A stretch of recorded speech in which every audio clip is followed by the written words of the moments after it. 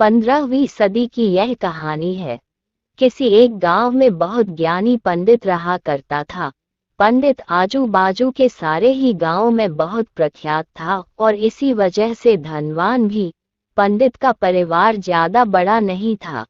पंडित अपनी पत्नी के साथ अपने बहुत बड़े घर में अकेला रहता था क्योंकि पंडित को कोई बेटा था नहीं और एक बेटी थी जिसका विवाह पास के गांव वाले एक श्रीमंत लड़के से हो चुका था। पंडित ने शादी से पहले अपने होने वाले दामाद की अच्छे से जांच पड़ताल की थी और अपनी बेटी का भविष्य भी ठीक से पढ़ा था, तब जाकर उसने बेटी की शादी की थी। लेकिन चंद सालों में ही पंडित का दामाद बुरी आदतों के चंगुल में फंस गया। जुआ और शराब की बुरी लत ने उन्हें सड़क पर लाकर रख दिया था। अपने बेटी की ऐसी दुर्दशा देखकर पंडित की पत्नी काफी दुखी होती थी और अक्सर पंडित को कहा करती थी, तुम जाकर उनकी मदद कराओ। पंडित हमेशा अपनी बीवी को ये कहकर उनकी मदद करने के लिए मना कर देता था कि अभी कुछ समय तक उनका बुरा वक्त चलना है। हम चाहे कितनी ही कोशिश कर ले, जो उनके नसीब में नहीं है वह उन्हें नहीं मिल पाएगा। पंडित की ऐसी बातों से उसकी पत्नी काफी दुखी हो जाया करती थी और मन ही मन सोचती थी कि कैसा स्वार्थी पिता है, अपनी बेटी को इतने कष्टों में देखकर भी उसकी मदद करने के लिए मना करता है। आखिर भगवान ने जो इतना सारा धन धान्य दिया है उसका क्या करेंगे? हमें कोई और औलाद भी तो है नहीं, ले देकर एक यही बेटी है और उसके लिए भी कुछ नहीं करेंगे तो किसके लिए करेंगे? पंडित ऐसा नहीं सोचता था। ऐसा नहीं है कि पंडित अपनी पुत्री से प्रेम नहीं करता था, लेकिन उसने अपनी पुत्री की कुंडली इतने अच्छे से पढ़ी थी और वह ये पहले से ही जानता था कि वह चाहे किसी भी लड़के से शादी करती, लेकिन उसके जीवन में ये समय आने वाला ही था और बिना इसे भुगते उसको छुटकारा नहीं मिलने वाला था। एक दिन खाने पीने के लिए भी मोहताज हो चुके पंडित के बेटी और दामाद उसके घर पर आए। पंडित ने और उसकी बीवी ने दोनों का खूब आदर सत्कार किया और खूब अच्छा खाना खिलाया। बेटी और दामाद की पंडित से सहायता मांगने की हिम्मत न हुई, इसलिए वह बिना बोले ही वापस अपने घर को लौटने लगे।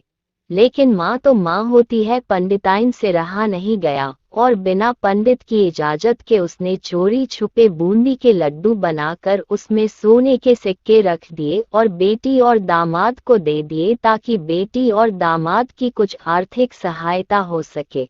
पंडिताइन ये भी जान गई थी कि बेटी और दामाद शर्म के मारे उनसे मदद नहीं मांग रहे थे, इसलिए उसने बेटी और दामाद को भी लड्डुओं में छिपे सिक्कों के बारे में कुछ नहीं बताया। जाहिर सी बात है कि जब वो लोग घर पर जाकर लड्डू खाएंगे तो उन्हें उसमें सोने के सिक्के मिल जाएंगे, इस तरह बिना उनके मांगे ही उन तक मदद पहुंच जाएगी। सोचकर पंडिताइन मन ही मन अपने बेटी की मदद करने के लिए खुश होने लगी। पंडित के दामाद और बेटी उन दोनों का आशीर्वाद लेकर अपने घर के तरफ रवाना हो गए। उन दिनों गाड़ियां तो होती नहीं थी, घोड़ा गाड़ी या बैल गाड़ियां चलती थी। पैसे ना होते तो और चीजों की लेन देन से भी व्यवहार होता था। बेटी और दामाद का गांव पंडित के घर से कोसों दूर था, फिर भी पैसों की कमी के चलते वह चलकर अपने गांव की तरफ निकल पड़े।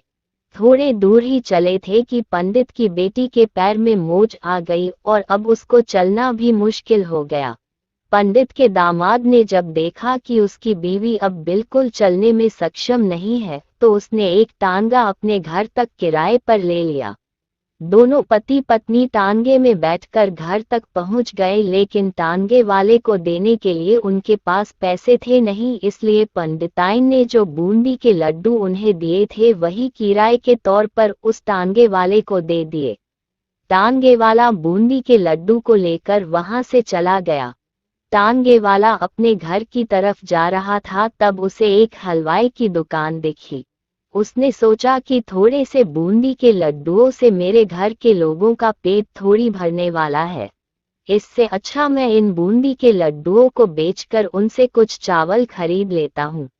टांगे वाले ने बूंदी के लड्डू हलवाई को बेच दिए। जिस गांव में वह हलवाई रहता था उसी गांव में एक आदमी ने अपने घर पर पूजा रखी थी और उसी पंडित को उस पूजा के लिए बुलवाया था। पूजा में लगने वाले प्रसाद के लिए उस आदमी ने उसी हलवाई से बूंदी के लड्डू लिए जहां पर उस टांगे वाले ने बेचे थे। हलवाई ने भी उस आदमी को टांगे वाले से खरीदे हुए लड्डू ही पहले दिए ताकि वह खराब ना हो जाए, क्योंकि वह नहीं जानता था ये लड्डू कब बने हैं। पूजा खत्म होने पर दक्षिणा और बूंदी के लड्डू लेकर जब पंडित अपने घर आया और खाना खाने बैठा तो प्रसाद में लाए बूंदी के लड्डू खाते वक्त लड्डू से सोने का सिक्का निकला। इस घटना को देखकर पंडिताइन की आंखों से आंसू बहने लगे। पंडित ने जब पंडिताइन से उसके रोने का कारण पूछा तो पंडिताइन ने पंडित को सब कुछ बताया और पंडित से उनकी बातों पर भरोसा न करने के लिए माफी मांगी।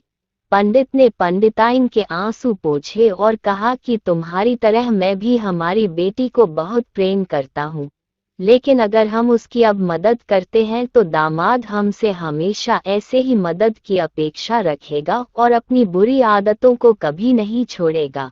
पंडिताइन भी अब पंडित की बातों से सहमत हो गई। 2-3 महीने बीत गए। पंडित के दामाद और बेटी फिर से एक बार उसके घर आए और इस बार उनकी परिस्थिति पहले से बेहतर थी, क्योंकि पिछली बार खाली हाथ जाने के बाद दामाद ने नया काम शुरू किया था और अपनी सारी बुरी आदतें भी छोड़ दी थी।